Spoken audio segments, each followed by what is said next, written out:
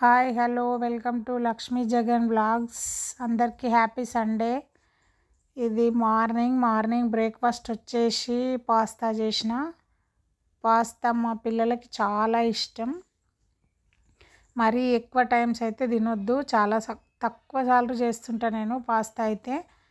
ఇదంతా మైదా అది ఉంటుంది కదా, అందుకనే ఇది పాస్తాని నేను ఎక్కువ అయితే ప్రిపేర్ చేయను. ఈరోజు చాలా రోజుల తర్వాత అడిగినరు కాబట్టి చేసి ఇచ్చిన పిల్లలకు. అంత హెల్త్కి అయితే మంచిది కాదు, ఎప్పుడో ఒకసారి తినొచ్చు. ఇంకా మా సండే స్పెషల్ ఏం చేసినో చూపిస్తా చూడండి. ఇది వచ్చేసి హాఫ్ అన్ అవర్ ముందు మసాలా పట్టించి పెట్టిన చికెన్ అనమాట. ఇది ఇట్లనే ఫ్రై అవుతుంటుంది, వాటర్ ఏమి వేయకుండా. మనం మసాలా పట్టించినప్పుడు పెరుగు వేస్తాం కదా, అదే సరిపోతుంది.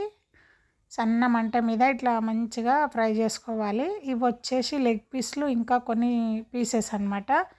ఇవేమో ఇట్లా ఫ్రై చేసుకుంటున్నారు, పిల్లలకు చాలా ఇష్టం ఇట్లా.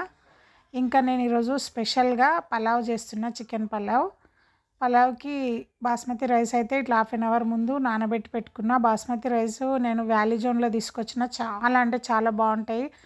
వ్యాలీ జోన్లో ఉన్నట్టు నాకైతే సంగారెడ్డిలో ఎక్కడ కూడా దొరుకుతలేవు, అంత బాగుంటుంది అన్నమాట రైస్. ఇక్కడ పలావ్ కోసం అయితే వేసేసిన కుక్కర్లో. ఇంకా మా ఆయనకి ఎంతో ఇష్టమైన ఇంకొక కర్రీ కూడా చేసిన, చూపిస్తా అదేంటో. మా ఆయన కోసం ఎంతో ఇష్టమైన keema curry, mutton keema curry, mutton levers ఇంకా కీమా కలిపి ఒక 2 టమాటాలు వేసి ఇట్లా ఫ్రై చేసిన, చాలా బాగుంటుందండి. ఆయనకు మటన్ ఇష్టం కాబట్టి ఇట్లా కీమా ఫ్రై అయితే చేసి ఇచ్చిన. చూడండి ఎంత బాగా వస్తుందో. సన్నని మంట మీద వండుకోవాలి కర్రీస్, అప్పుడే చాలా టేస్టీగా వస్తాయి. ఇది ఇంకా అయితేనే ఉందన్నమాట. ఫ్లేమ్ని లో ఫ్లేమ్లో పెట్టుకొని ఇట్లా ఫ్రై లాగా చేసుకుంటే చాలా బాగుంటుంది. చికెన్ కర్రీ కానీ, కీమా కానీ, మటన్ కానీ. ఇక్కడ వచ్చేసి పలావ్ అయితే రెడీ అయిపోయింది, మా పిల్లలు తింటున్నారు అనమాట. చూడండి ఎంత బాగా వచ్చిందో, పొడుగుగా వస్తుంది రైసు.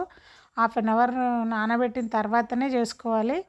పలావ్ అయితే నేను చాలా అంటే చాలా టేస్టీగా చేస్తా అండి. ఇదన్నమాట మా సండే స్పెషల్. మా ఛానల్ నచ్చితే ఒక లైక్ ఇవ్వండి. కొత్త వాళ్ళు ఎవరు చూసినా సబ్స్క్రైబ్ చేసుకోవడం మర్చిపోకండి. Thank you.